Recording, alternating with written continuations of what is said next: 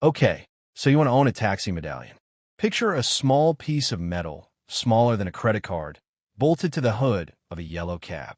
At its peak, that piece of metal was worth more than most houses in America.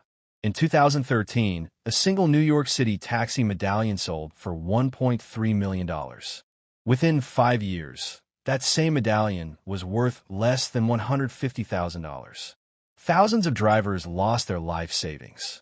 Today, we are going inside the economics of a government-issued piece of metal that once behaved like gold and then collapsed like a bubble. A medallion is not a car or a business. It is a license, a permission slip that lets one vehicle legally pick up street hails as a taxi. New York capped its supply at roughly 13,600 medallions for decades. Chicago and Boston ran similar caps. When a government artificially limits supply in a market with rising demand, the price reflects the right to operate at all, not the metal itself. That is why this stamped piece of tin traded for more than a Manhattan apartment. Almost nobody paid cash.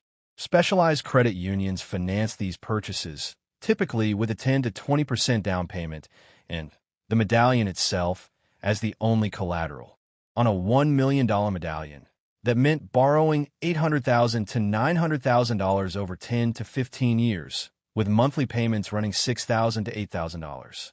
Owners who leased their medallion out to drivers earned roughly that same $6,000 to $8,000 a month in lease income, an income stream almost perfectly sized to cover the debt. The whole model depended on one assumption, that the medallion's value would keep rising forever. Drivers who drove the cab themselves cleared even less. A 12-hour shift might bring in $250 to $300 in fares, minus gas, minus the daily lease, minus insurance and maintenance, leaving perhaps $100 to $150 in actual take-home profit for a brutal full day of work. Then Uber launched in 2011, followed by Lyft. Ride-hailing companies sidestepped the medallion system entirely by classifying rides as prearranged rather than street hails. Supply exploded. The scarcity that had justified a $1 million price tag vanished almost overnight. Medallion values in New York fell from $1.3 million to under $200,000. The debt did not fall with it. Drivers who had borrowed $900,000 now owed hundreds of thousands more than their medallion or their driving income could ever repay. Several taxi lending credit unions collapsed under the weight of defaults, and cities eventually created loan forgiveness programs to help drivers who had lost everything. So where does that leave medallion ownership today?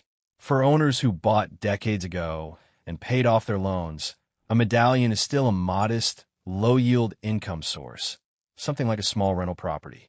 But for anyone who financed a purchase expecting endless appreciation, the lesson is permanent. An asset whose entire value rests on a government-enforced cap on competition is only as strong as that cap. Change the rules of scarcity, and the asset can lose almost everything, no matter how many decades of steady returns came before it.